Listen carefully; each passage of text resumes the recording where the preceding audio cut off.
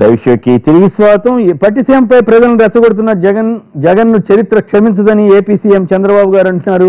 వారి వ్యాఖ్యలను సమర్థిస్తారా అంటే 36% మంది అవునని, 64% మంది కాదంటున్నారు. ఈ కచ్చిలు పరిచయం శ్రీ కారుమూరు వెంకట నాగేశ్వరరావు, కేవీ నాగేశ్వరరావు, తణుకు శాసనసభ మాజీ సభ్యులు, వైఎస్ఆర్ కాంగ్రెస్ పార్టీ ప్రధాన కార్యదర్శి శ్రీ సుధాకర్ రెడ్డి గారు, టీఆర్ఎస్ శాసన మండలి సభ్యులు, ప్రముఖులు, ఉపాధ్యాయ సంఘాల నేత, ఇక శ్రీ ఎండ లక్ష్మీనారాయణ గారు, భారతీయ జనతా పార్టీ శాసనసభ మాజీ సభ్యులు, ఆ పార్టీ సీనియర్ నేత, ఇక శ్రీ బండారు సత్యనారాయణమూర్తి గారు, టీడీపీ సీనియర్ నేత, ఆ పార్టీ పెందుర్తి నియోజకవర్గ శాసనసభ్యులు, అలాగే మాజీ మంత్రివర్యులు కూడా, ఇక దేవేందర్ రెడ్డి గారు, కాంగ్రెస్ పార్టీ సీనియర్ నేత, వారు కూడా మనతో చర్చలో పాల్గొంటారు.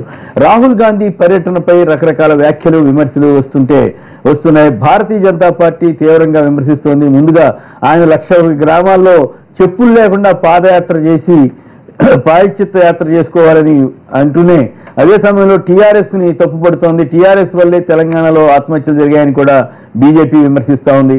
అదే సమయంలో బీజేపీ ఎంపీ సుర్మన్ కానీ, అలాగే కవిత గారు కానీ కాంగ్రెస్ని తీవ్రంగా విమర్శిస్తూ, అక్కడ వేల ఎకరాలు తీసుకుంటుంటే చంద్రబాబు గారి ప్రభుత్వం అక్కడికి వెళ్లకుండా ఇక్కడికి వచ్చి ఇదంతా మ్యాచ్ ఫిక్సింగ్గా కాంగ్రెస్ టీడీపీ కుమ్మక్క అని కవిత గారు, సుమన్ గారు వ్యాఖ్యానిస్తున్నారు.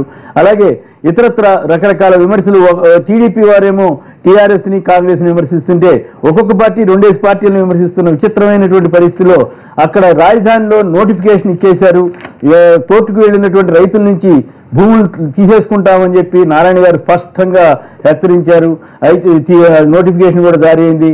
ఈ దుర్మార్గం అంటూ సిపిఐ నేత నారాయణ గారు కానీ, లేదా మంగళగిరి ఎమ్మెల్యే రామకృష్ణారెడ్డి కానీ ప్రాణాలకైనా తెగిస్తామని ఆ ప్రాంత రైతులు కొందరు వ్యాఖ్యానిస్తున్నారు. ఒకవైపు భూసేకరణ తగదా, మరోవైపు రాహుల్ పాదయాత్ర. వీటిపై ముందుగా నాగేశ్వరరావు, మీరేమంటారు చెప్పండి.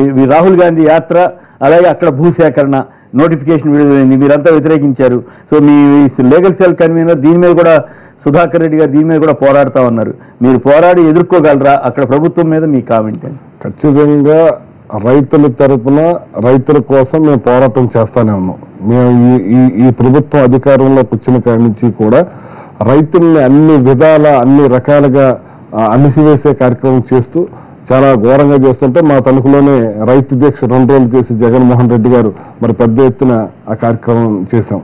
తర్వాత మొన్న పట్టిసీమ కార్యక్రమం కూడా రైతులకి డబ్బు ఇవ్వకుండా, డిఎన్ఏ చేయకుండా కూడా ల్యాండ్ ఎక్వైర్ చేసుకుని పనులు కూడా మొదలెట్టేసి దౌర్ధన్య, ఆల్రెడీ బ్రిటిష్ కాలంలో నాకు ఏం జరుగుతుందో తెలియదు కానీ చెప్పుకుంటుంటే ఉన్నాను, ఆ టైపులో ఈ రోజు నడుస్తూ ఉంది. ఇవాళ తుళ్ళూరులో 3 పంటలు పండి చక్కగా బతుకుతుంది. యాక్చువల్గా తుళ్ళూరు కాదు, ఉండవల్లి, తుళ్ళూరు ప్రాంతం అంటే యాక్చువల్గా తుళ్ళూరు అని రొటీన్లో వచ్చేది. ఆ ఏరియాలో మరి వాళ్ళు బాధపడుతున్నారు, మేము ఇస్తే మమ్మల్ని యాక్చువల్ కోర్టు నుంచి తెచ్చుకుంటే వాళ్ళని మళ్ళీ దౌర్జన్యంగా మేము తీసుకుంటామని అంటుంటే, ఇది రాక్షస పాలనలాగా ఉంది. రైతుకి శాపంలాగా మారారు ఈ ప్రభుత్వం వచ్చిన తర్వాత. ఒక పక్కనేమో మేము రుణమాఫీ, ప్రపంచంలోనే మేము పెద్ద పేరు తెచ్చుకుంటున్నాం, మేము రుణమాఫీ, ఎక్కడ రుణమాఫీ కాకుండా కొన్ననాళ్ళకి మందేస్తే ఉన్ననాళ్ళకి ఊడినట్టుగా స్కేల్ ఆఫ్ ఫైనాన్స్ అని పెట్టి లాస్ట్ టైం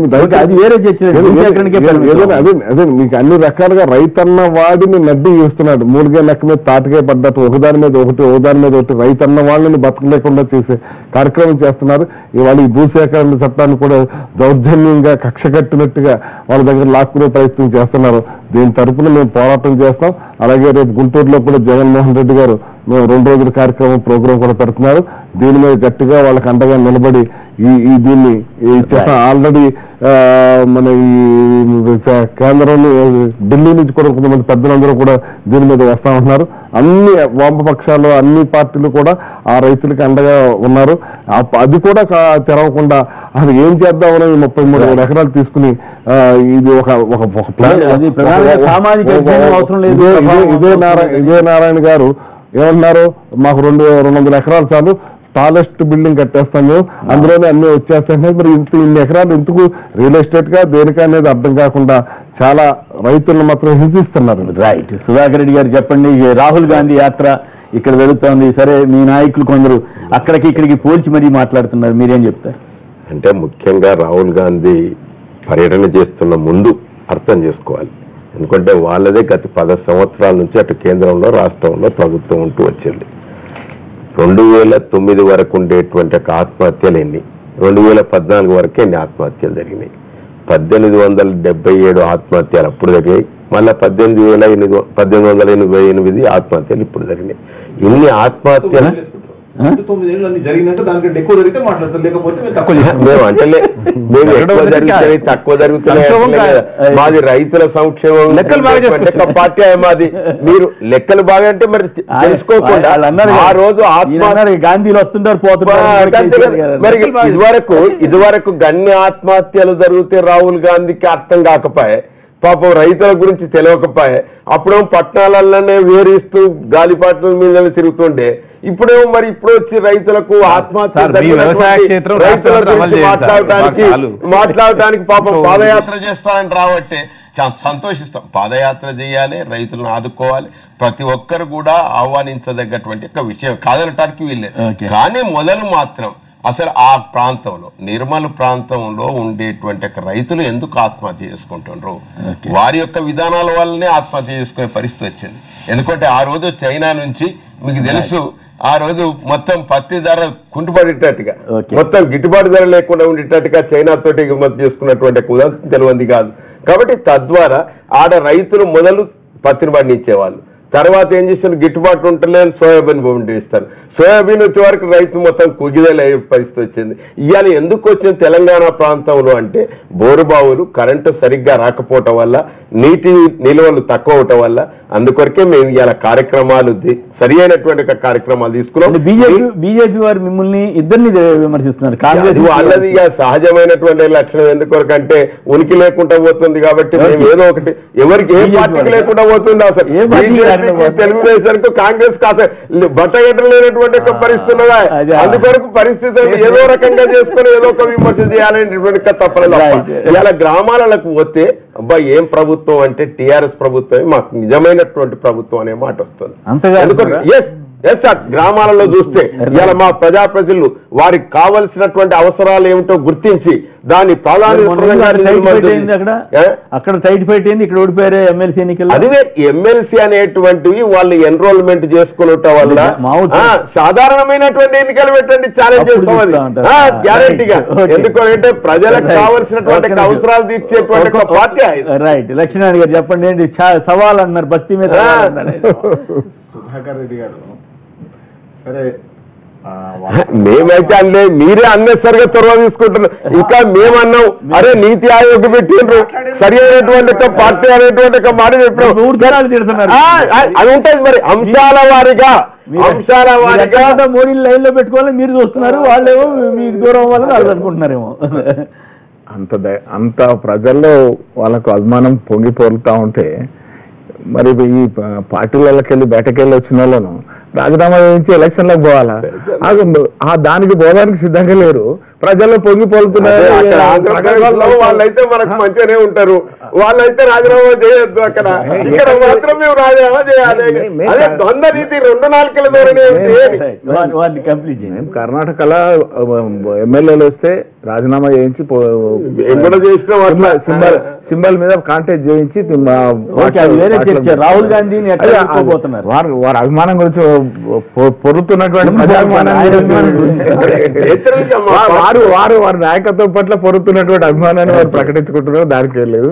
ఒక్కటండి, అంటే ఈ దేశంలో సుదీర్ఘకాలం కేంద్రంలో కావచ్చు రాష్ట్రంలో కావచ్చు సుదీర్ఘకాలం అధికారంలో ఉన్నటువంటి పార్టీ కాంగ్రెస్ పార్టీ.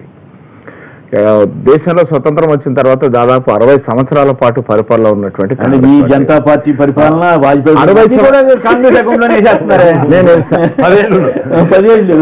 సుదీర్ఘకాలం అండి. సుదీర్ఘకాలం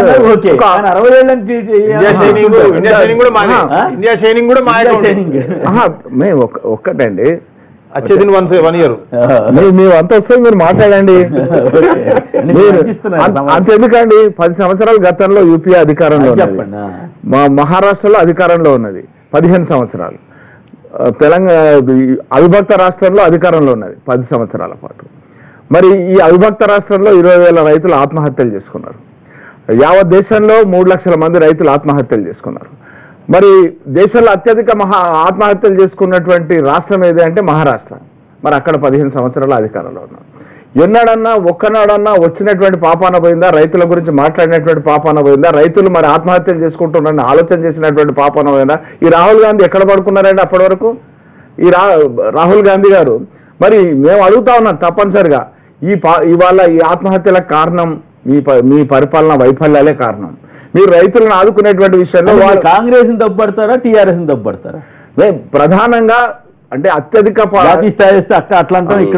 విషయం అండి, అంటే అత్యధికంగా మరి పరిపాలన చేసినటువంటి దానికి ప్రధాన బాధ్యత మరి ఇవాళ వహించాల్సినటువంటి అవసరం ఉంటుంది. రాహుల్ గాంధీ గారు మరి ఇవాళ రైతులను స్వయం సమృద్ధి సాధించుకునేటువంటి దిశలో నడపలేకపోయారు.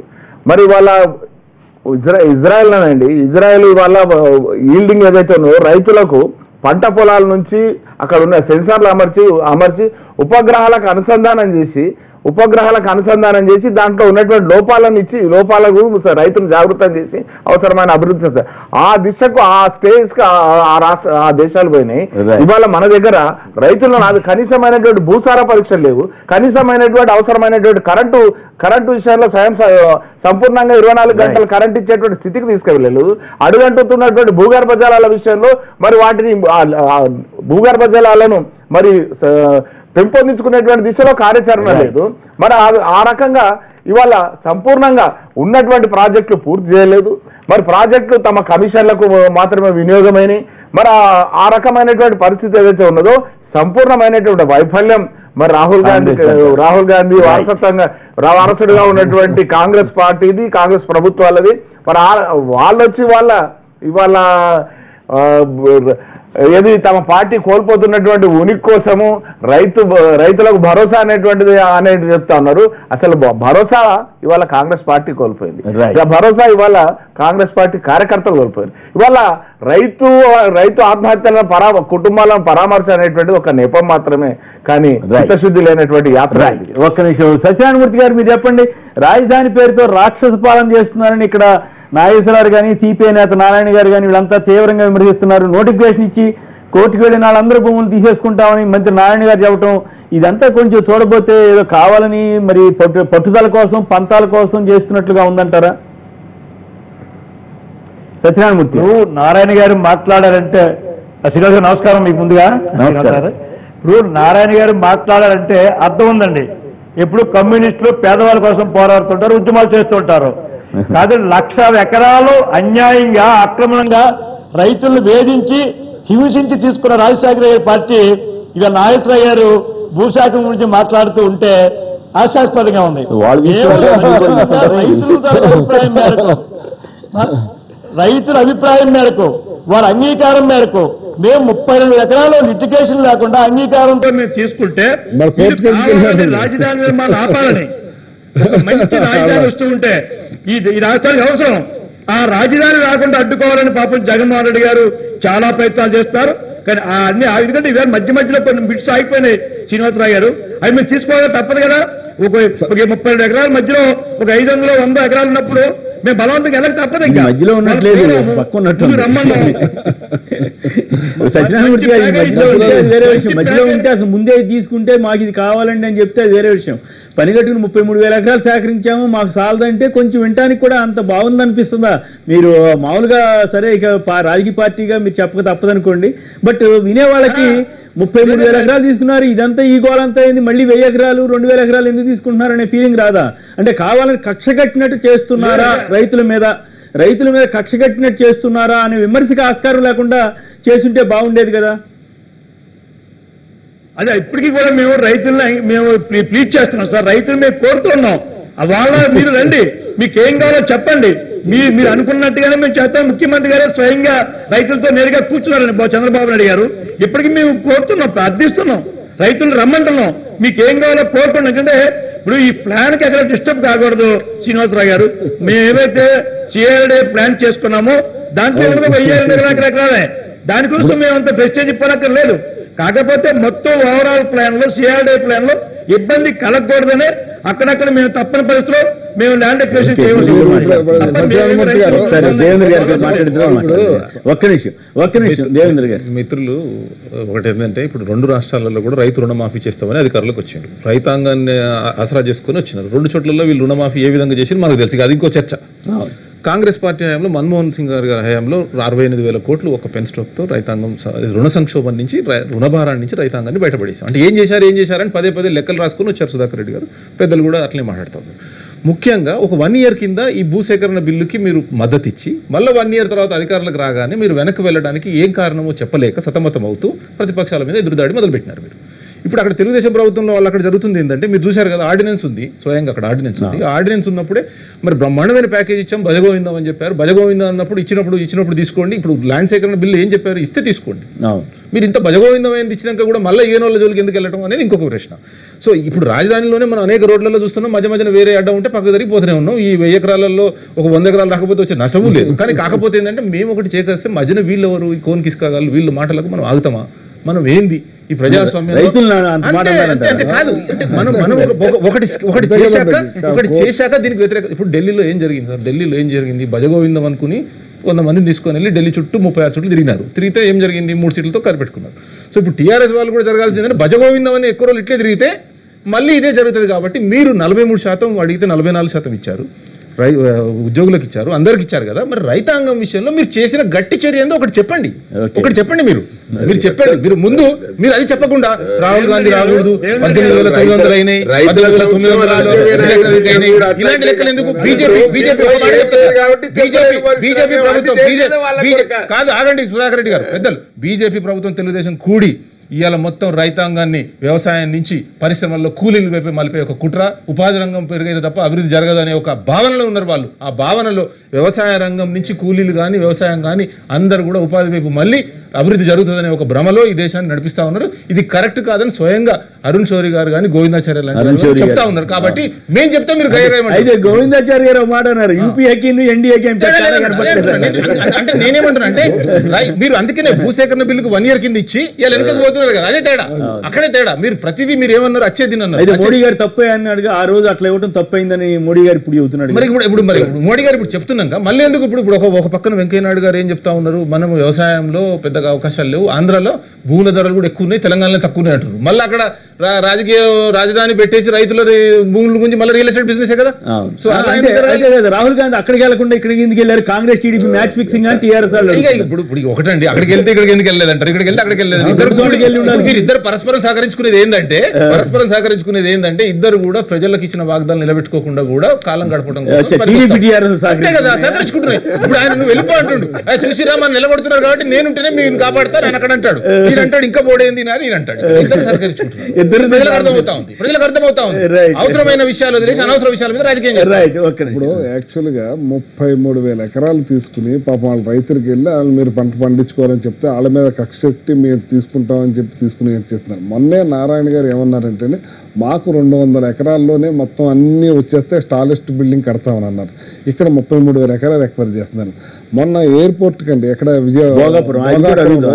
భోగాపురంలో 15,000 ఎకరాలు అంటండి. అంటే కానీ అక్కడ రైతులు ఎవరు ఇవ్వలేదు కదా, ఇవ్వలేరు. ఏంటండి ఇది ఏమైనా భూమి పిచ్చి పట్టిందా వీళ్ళకి? వచ్చిన కాడి నుంచి రైతుల్ని, ప్రజల్ని, కార్మికుల్ని గాలికి వదిలేసి భూమి భూమి భూమి అంటూ పిచ్చి పట్టినట్టు భూమి ఇవాళ నన్ను చెప్పండి, తర్వాత మాట్లాడుతుంది మీరు. ఇవాళ నన్ను వినండి సార్, మీరు నన్ను తర్వాత మాట్లాడు మీరు. ఇప్పుడు ఇవాళ హైదరాబాద్ శంషాబాద్ ఎయిర్పోర్ట్ ఉందండి, 5,000 ఎకరాలు ఎక్వైర్ చేశారు. దాంట్లో 1,500 ఎకరాలు యూజ్ చేస్తున్నారు. 3,500 ఎకరాలు కానీ ఇంకా ఇతరత్ర మన కేరళలో గానీ ఏది కూడా 2,000 ఎకరాలు 1,000 ఎకరాలు క్యాపిటల్ లేని చోట వైజాగ్ లో 15,000 ఎకరాలు ఇంకా తక్కువ ల్యాండ్ పడద్దండి అక్కడ. ఎందుకంటే సీసోర్ ఉంది, సీసోర్ ల్యాండింగ్ కి బోలంత ల్యాండ్ కలిసి వస్తుంది కాబట్టి ఇంకా తక్కువ ల్యాండ్ తోటి అక్కడ పని అవుతుంది. కానీ ఏంటో ఈ భూమి పిచ్చి పట్టినట్టుగా మొత్తం రాష్ట్రాన్ని గాలి కుదిరేసి ఆ రష్యా, జపాన్, సింగపూర్ ఇక్కడ అక్కడ బ్రహ్మాండమైన పేరు తీసుకొస్తున్నారు. అది వదిలేసేసి ఈ రకమైన పరిస్థితి చేస్తున్నారంటే వాళ్ళకు కూడా పాపం ఆ నాయకులు, ఆ మంత్రులు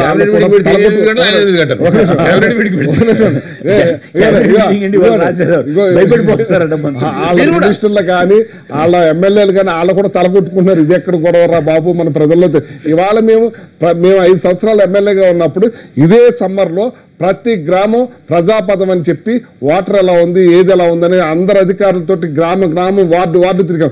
ఎక్కడ ఎమ్మెల్యే కనపడరే? ఇప్పుడు చంద్రబాబు గారు తిరుగుతున్నారుగా, ఆయన ఒక్కడు తిరిగితే అయిపోద్దండి. ఆయన తిరుగుతుంటే అక్కడ నిరసన ఏమి రావట్లేదు.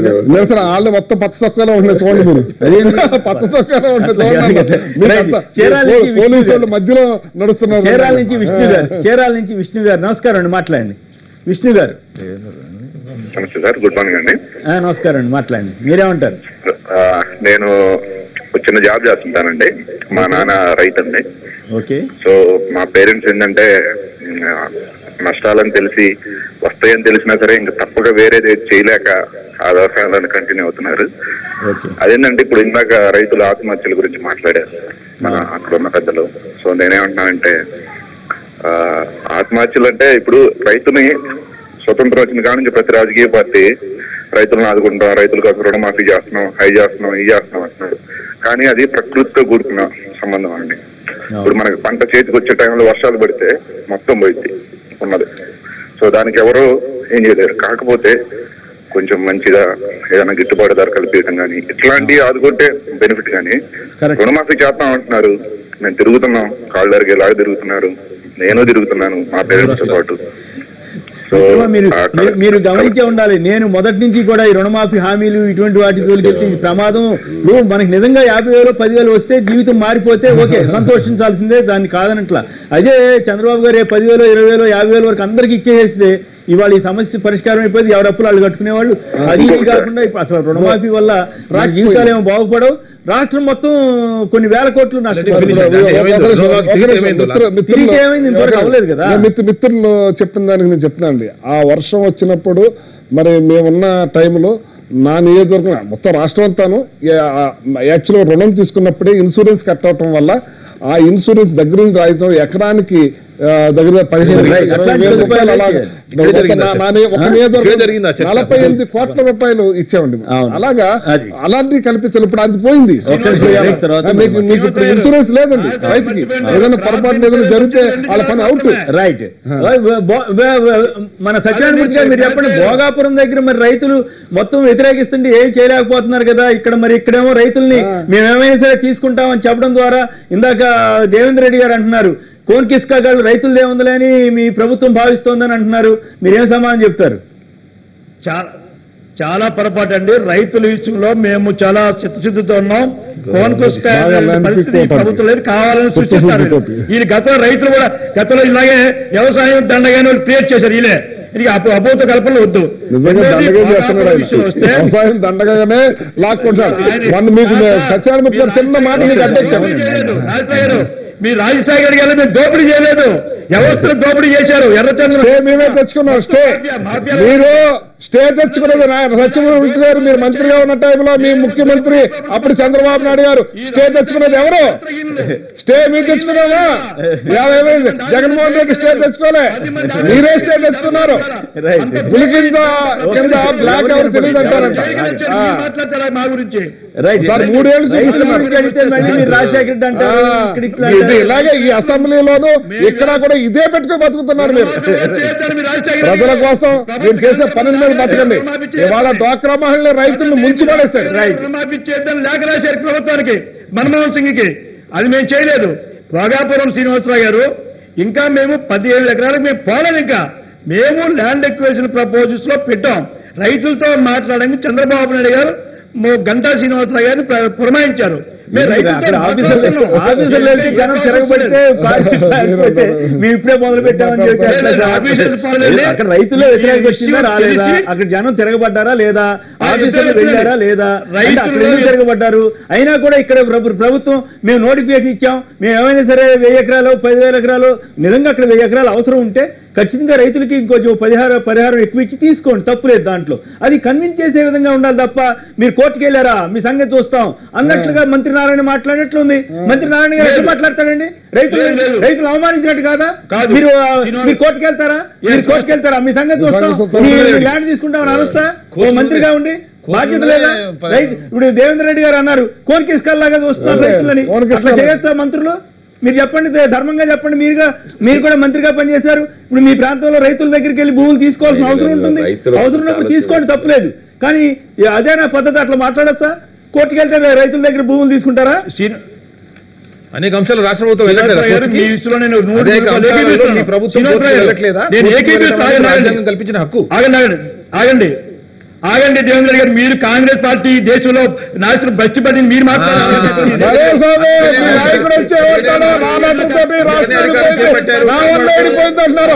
తెలంగాణ వస్తే ఫస్ట్ లెటర్ తోటే ఫస్ట్ ఏమన్నారు తెలుసా మీ నాయకుడు? ఈ రాష్ట్రం నా లెటర్ తోటి విడిపోయింది, 5 లక్షల కోట్లతో అభివృద్ధి చేద్దాం అన్నాడు.